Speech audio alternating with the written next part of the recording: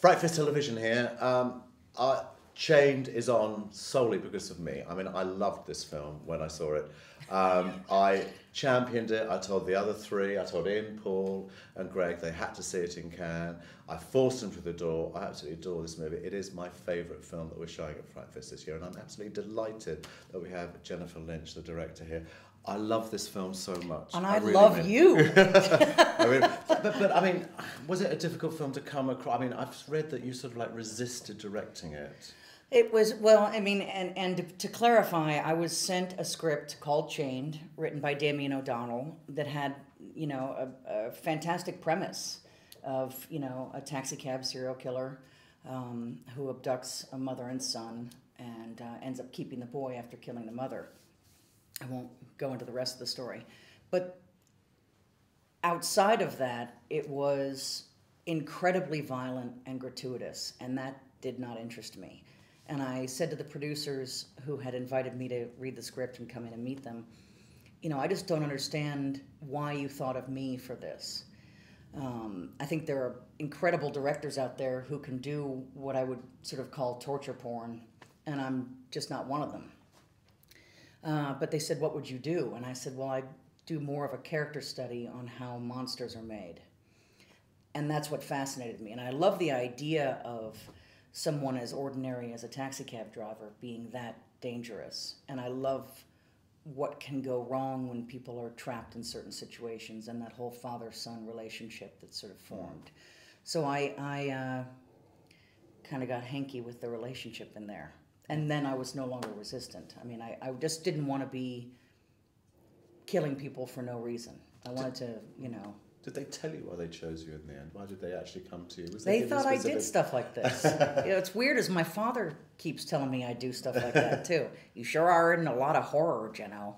But I don't think I'm doing horror. I think I'm doing...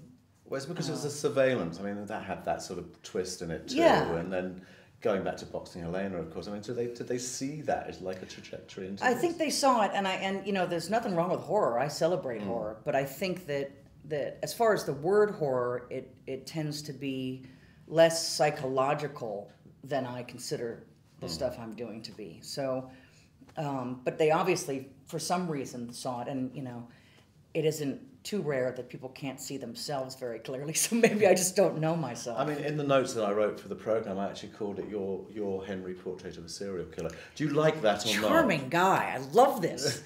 Do you like that I do, very much. I hate sort of like, you know, comparing films like that. Well, it's better than my Titanic. But I honestly wanted to put across to people who are going to come exactly how serious and well-intentioned I thought the film was. Yes, no, I mean, and I appreciate that because I'm a big fan of Henry, and I think that it's interesting that was brought up because I hadn't considered it during the making of it. So I'm incredibly flattered that comparison has been made. I think, you know, it is a I don't want to take the fun out of it. It is a serious film about, again, how monsters are made.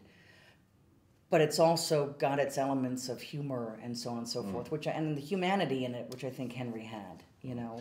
Yeah, no, I mean, the linchpin for the film for me is Vincent D'Onofrio. I mean, he gives one of the best performances I've seen, and in any sort of like proper year, this would be recognised by the Academy and practically everybody else. Wouldn't and it I be hope nice? I mean, did he need convincing to do this? What did you do to get him on board? You know, what's amazing about that is that I sent him the script, and he called me and said he wanted to do it. So it was one of the most wonderful and easy things that's ever happened to me. So I must have, in a previous life, done something right. And Julia Ormond as well. I mean, yeah. It's a brief part, let's be honest. It's a but brief she part. wanted. I mean, the fact that she's there adds yet another cachet to it, I think. Exactly, and you know, hopefully it's the kind of thing where you don't expect her to go away that quickly. And I think that the performance she delivers was so important to have someone of that caliber do that job. And she and Vincent had worked together in the later episodes of Criminal Intent, and there was a nice tension there, and so they both wanted to play with that, and so I completely celebrated the idea of that. And I had worked with Julia on Surveillance, so she's game for some pretty dark stuff. Atta girl. Now, it's not gratuitous in any way. No. It's actually unsensational, and yet I was amazed when you were slapped with an NC-17 rating in America. I mean, A, what were they thinking? And B, I just can't believe that they didn't see the quality and the value of it. I was so shocked by that. And I appreciate you bringing it up. I was equally as shocked. I think that, compared to some of the films that are out there getting R ratings, this has nothing on that. And yet what I was told when we went into arbitration, which was the process of sitting with them and watching the film again, and then much like a court case, hearing what they have to say about it and then pleading my case, they said it just feels too authentic, too real, and you've made a great film. We don't think children should see it.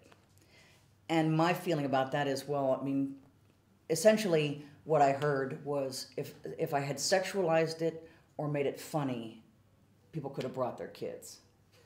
And that's, it's a story about some terrible things, but some very human terrible things. And I think it could create a great dialogue. I'm not suggesting people bring their 7-year-olds to the movie, but if a 16-year-old, wanted to see the movie with their parent, it seems crazy to me that that's not allowed. I mean, and with some of the scenes being as intense as they are, I mean, was it quite a grueling shoot, or? It was so much fun. I can't even tell you. I mean, I don't know if that makes me sound terrible or not, but whether it was for self-preservation or just because we all enjoyed each other's company, in between takes it was nothing but laughter. And not in an insulting or disrespectful way to the material, but just there was joy in making something. And it was very inexpensive. The budget was low, and we shot it in 15 days. So it was fast, and we all bonded very quickly, and spirits were high. Where was his house? I mean, did you specifically find, or did you actually CGI anything out? Was it actually in the middle of nowhere? It was actually in the middle of nowhere in Moose Jaw, Saskatchewan. And I had shot, that interior of the house is in Regina, the town that rhymes with fun. And that's where I had actually shot Surveillance as well, the same stage that the cop shop was shot on. And that was a set that had pre-existed for another film, and we basically kept the frame of it and then redid the entire interior, and were able to save some money doing that. So that was soundstage, but the house itself was essentially a garage and a little bit of a white stucco house, and we just built the rest of it as a facade around that. Now, I mean, because of what he does to the young boy, I mean, it's always, I mean, do you... Dun, dun, dun, dun. Mother of the Year, right here. I could see it coming. I mean, you read stories like this in the papers all the time, though, don't you? I Yes. mean, this is what it is. It's not exactly... It's not far-fetched remotely. No. And I think that's maybe what fascinated me about it, and it's also what stopped me from really researching any of the real cases. I didn't want to be true to any one genuine situation. I wanted to try and imagine what these characters would do and feel in this situation. But again, I think it's another reason why I'm astonished we got this NC-17. This is really happening, and yet that's not what we're talking about. That we don't want people to see that and be conscious of it.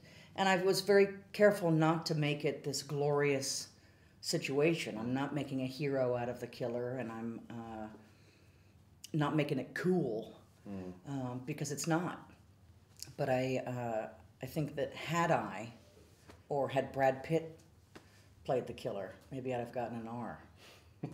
Now, without sort of overdoing it, there is a sting in the tail with this particular movie. Was that imposed, or did you want to do it that way? Was that something else that sort of like got your creative juices flowing? You thought, this is perfect. I think it's perfect. Yeah, bless your heart. I have to say. I mean, I already love you. It's the final shock to the system that you think, it's so appalling what happens, and yet there's something even worse is around the corner.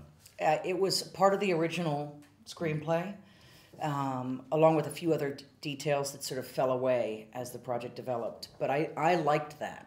I thought it I'd like to do a director's cut where it's actually fully fulfilled. But I think in this, I did the best I could within the parameters to say, with this surprise ending, hopefully you recall everything that happened and all those other moments and look at them differently now, because they have a different emotional value. And I mean, what are you doing next? Once this is out of the way, where does Jennifer Lynch go next? Jennifer Lynch goes, hopefully I'm directing some TV episodes, and then I go to St. Louis in late fall or spring to shoot a film called A Fall from Grace, which is starring Tim Roth, and Vincent will also be in that. Oh wow! So Yeah. you've got a little sort of like repertory company. I got a going. whole little, yeah, right? And Julia appears yeah. as well. She'll probably, yeah. I mean, it would be funny if I kept using the same people. It's just, it was very nice. Vincent called and said, "How come I'm not in your next movie?" Can you give us anything? It is. It's another romantic comedy from Jen Lynch. No, it's. It does deal with a serial killer, but not directly. It's sort of in the ballpark. Yeah, it's in the ballpark. It also deals again with sort of the abuse of children, but it's mainly about a drug-addicted, alcoholic detective who can't quite let go of certain things. Well, sounds like another little Yeah, cheery right? number. Bring the kids. Listen, I can't tell you how pleased I am. Thank you're you here. so I really much. mean it. And I mean, Chained is my film of the festival. That's Seriously, simple as that. I'm going to pay you after this. I Yes. promise. Yeah. Thanks, Jen. Thank you, everybody. so much. Thank you.